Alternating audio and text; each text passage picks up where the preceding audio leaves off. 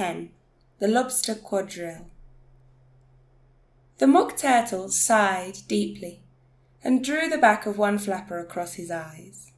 He looked at Alice and tried to speak, but for a minute or two sobs choked his voice.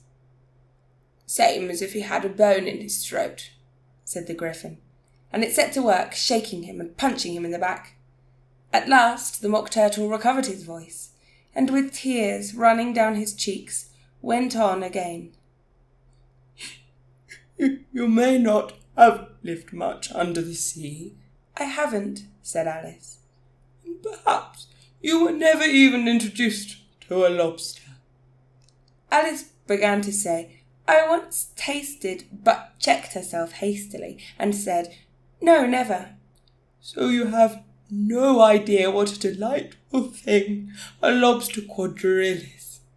"No, indeed," said Alice. "What sort of dance is it?"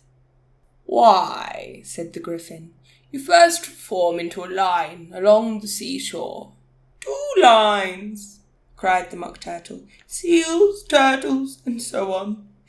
Then when you've cleared the jellyfish out of the way—" "That generally takes some time," interrupted the Gryphon. "You advance twice, each with a lobster as a partner," cried the Gryphon. "Of course," the Mock Turtle said. "Advance twice, set to partners. Change lobsters and retire in same order," continued the Gryphon. "Then, you know," the Mock Turtle went on, "you throw the—" "The lobsters," shouted the Gryphon, with a bound into the air, "as far out to sea as you can." "Swim after them," screamed the Gryphon. "Turn a somersault in the air," cried the Mock Turtle, capering wildly about. "Change lobsters again," yelled the Gryphon. "Back to land again, and that's all the first figure," said the Mock Turtle, suddenly dropping his voice, and the 2 creatures, who had been jumping about like mad things all this time, sat down again very sadly and quietly, and looked at Alice. "It must be a very pretty dance," said Alice timidly. "Would you like to see a little of it?" said the Mock Turtle. "Very much indeed," said Alice. "Come, let's try the first figure," said the Mock Turtle to the Gryphon.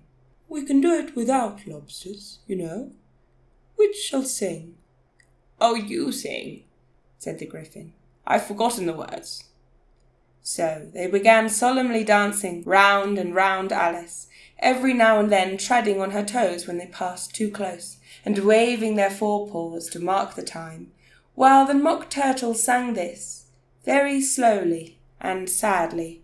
"Will you walk a little faster?" said a whiting to a snail. "There's a porpoise close behind us, and he's treading on my tail. See how eagerly the lobsters and the turtles all advance. They're waiting on the shingle. Will you come and join the dance? Will you, won't you, will you, won't you, will you join the dance? Will you, won't you, will you, won't you join the dance? You can really have no notion how delightful it will be when they take us up and throw us with the oysters out to sea." But the snail replied too far, and gave a look askance. Said he thanked the whiting kindly, but he would not join the dance. Would not, could not, would not, could not, would not join the dance. Would not, could not, would not, could not join the dance. "What matters it how far we go?" his scaly friend replied. "There is another shore, you know, upon the other side. The further off from England, the nearer is to France. Then turn not pale, beloved snail, but come and join the dance. Will you, won't you, will you, won't you, will you join the dance? Will you, won't you, will you, won't you join the dance?" "Thank you. It's a very interesting dance to watch," said Alice, feeling very glad that it was over at last. "And I do so like that curious song about the whiting." "Oh, as to the whiting," said the Mock Turtle, You've seen them, of course? Yes, said Alice. I've often seen them at She checked herself hastily. I don't know where Din may be, said the Mock Turtle, but if you've seen them so often, of course you know what they're like. I believe so, Alice replied thoughtfully. They have their tails in their mouths, and they're all over crumbs. You're wrong about the crumbs, said the Mock Turtle. Crumbs would all wash off in the sea. But they have their tails in their mouths, and the reason is... Here the Mock Turtle yawned and shut his eyes. About the reason and all that, he said to the Griffin. The reason is, said the Griffin, that they would go with the lobsters to the dance. So they got thrown out to sea. So they had to fall a long way. So they got their tails fast in their mouths. So they couldn't get them out again. That's all. Thank you, said Alice. It's very interesting. I never knew so much about a whiting before. I can tell you more than that, if you like, said the Griffin. Do you know why it's called a whiting? I never thought about it, said Alice. Why? Does the boots and the shoes, the Griffin replied, very solemnly. Alice was thoroughly puzzled. Does the boots and the shoes? She repeated in a wondering tone. Why, what are your shoes done with? Said the Griffin. I mean, what makes them so shiny? Alice looked down at them and considered a little before she gave her answer. They're done with blacking, I believe. Boots and shoes under the sea, the Griffin went on in a deep voice, are done with whiting, now you know. And what are they made of? Alice asked, in a tone of great curiosity. Soles and eels, of course, the Griffin replied, rather impatiently. Any shrimp would have told you that.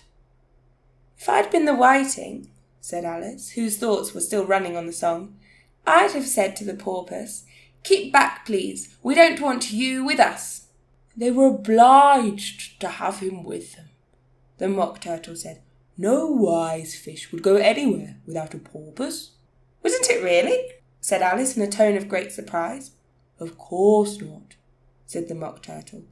Why, if a fish came to me and told me he was going on a journey, I should say, with what purpose? Don't you mean purpose? Said Alice. I mean what I say, the Mock Turtle replied in an offended tone, and the Griffin added, Come, let's hear some of your adventures. I could tell you my adventures, beginning from this morning, said Alice a little timidly, but it's no use going back to yesterday, because I was a different person then.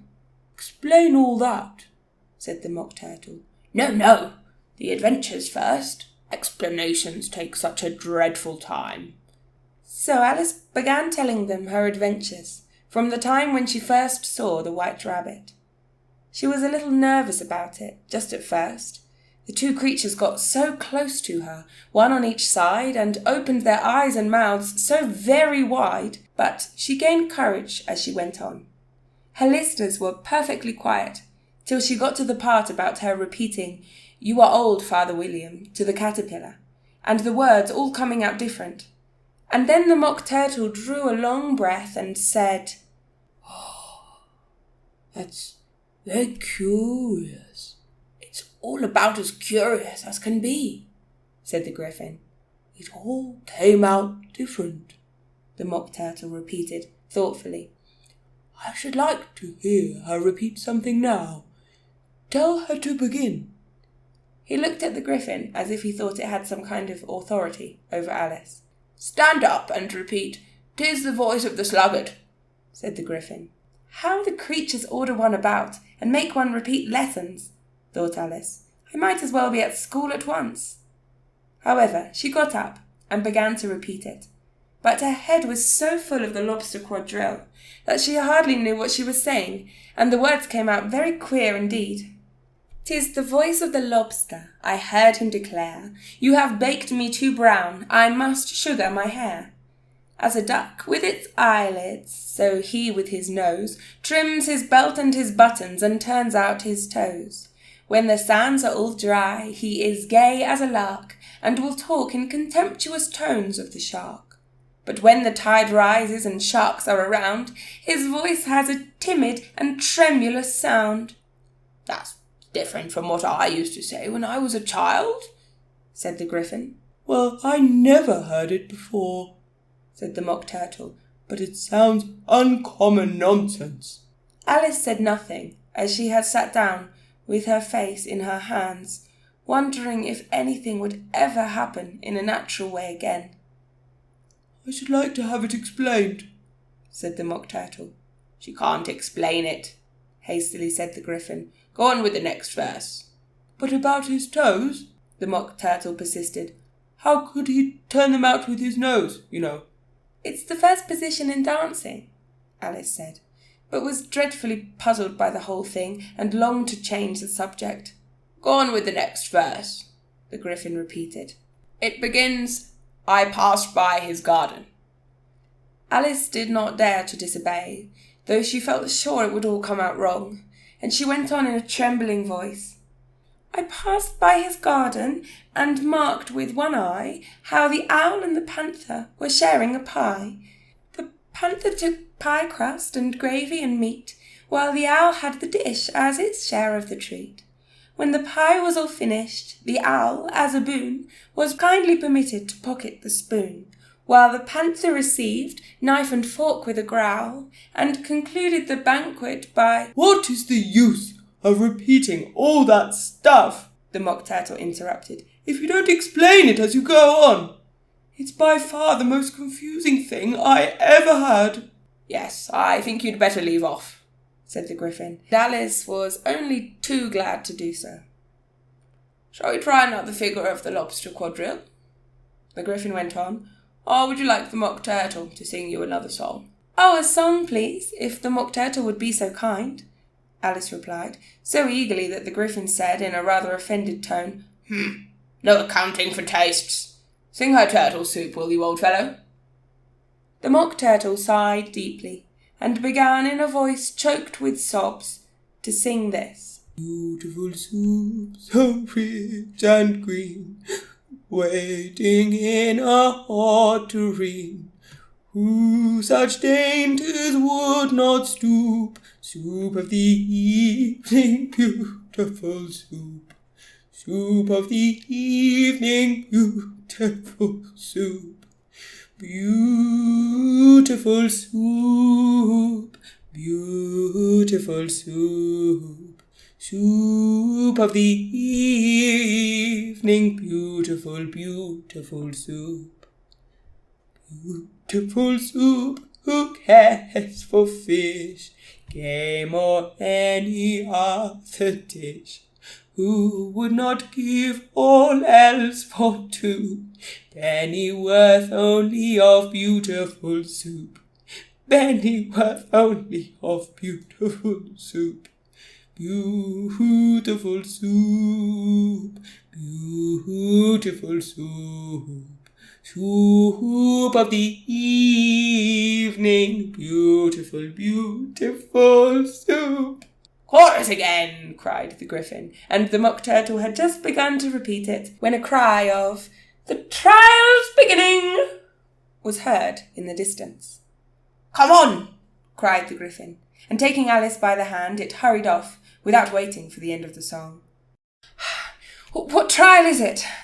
Alice panted as she ran, but the Gryphon only answered, "Come on!" and ran the faster, while more and more faintly came, carried on the breeze that followed them, the melancholy words, "Soup of the evening, beautiful, beautiful soup."